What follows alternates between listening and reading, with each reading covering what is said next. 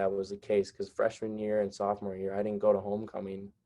I totally should have. It's not like I didn't have the chance to do it. It's not like it was right there in front of me. I just didn't take advantage of it because I thought with a negative mindset, I was like, oh, that shit's dumb. Going to a dance is stupid.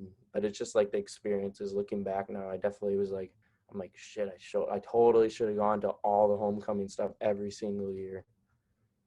Because I did it my last 2 years and it was just so much fun. And I'm like, and then I'm looking at it, I'm like, crap, why did I not do it the other 2 years? It sucks. Yeah. Yeah, and it's weird because, like, to be honest, like, I mean, in high school we had kind of different friend groups because you're in HS squared, like the high school of health sciences charter school. So when I'm thinking about like the dances and stuff, like my friends, like we didn't really, like we just didn't want to go to that, like, so like, but Yeah. if like your friend group wanted to, so that goes right into who the hell are you surrounding yourself with, like the big picture, how much it changes what you're gonna do, I guess. Yeah, I don't know. I think like if we're gonna go on the dance thing, I mean, my friends, most of them did end up going, and I just stayed back. But I don't necessarily know why. That's just kind of like not even me. Like most of the time, I'm just like, let's go, let's do it. Why not? I just didn't. I don't know. I guess I maybe didn't Yeah, find my like personality fully yet. I don't know, but it's completely changed. Like if somebody tells me we're going to a dance, I'm like, yeah, let's go to the dance. Why not? I mean, I don't care. yeah. As long as I got nothing going on, I'm in. I mean, that's kind of how I was too. Like I was pretty flexible with what I wanted to do, but that's changed since I've gotten down here because I got down here and I saw how similar everyone acted. So I kind of look at it like people from around the country, from different cultures and different backgrounds. Everyone's unique, but then they come down here and like kind of like All of a sudden, they become Lego assimilate. men. Yeah, like robots. Like I feel Yeah. like sometimes I just feel like I'm walking around with a bunch of zombies because Yeah, they so the just like, environment that you thought was going to be so diverse, which it is technically, but the environment well, like that's why I feel socially like I is step not off really. campus. I step off campus and I'm like, okay, this is like what I came, like Yeah, this is yeah. real Miami. But like Hmm. the kids just come and they try to um you know They try to mask themselves. yeah, and like freshman year of high school I was at the end of the day, naturally for humans, like it's about, unfortunately, especially for kids, I guess it's about like clout, like it's about like your status. So freshman year of Yeah, high school, like I fell into that. Like I was trying to be friends with like everyone, like friends with like the more like quote unquote popular group. But then, now I only have like, 5 or 6 really, really good friends from high school that I still talk to. And so I look at it like, okay, now I'm here. Why would I do what I just did 4 years ago again? Like, have I yeah. not No, learned?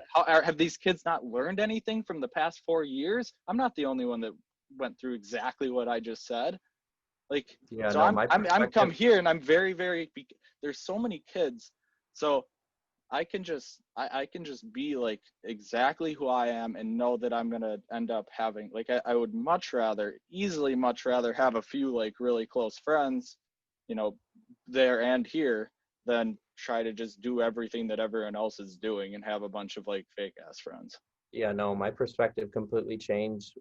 Usually, I can't recall more of a specific or more of a better example than when my mom said to me. She's like, you realize that you don't need a lot of friends. She's like, I literally only from high school and middle school and elementary school, I only have one friend that I still talk to.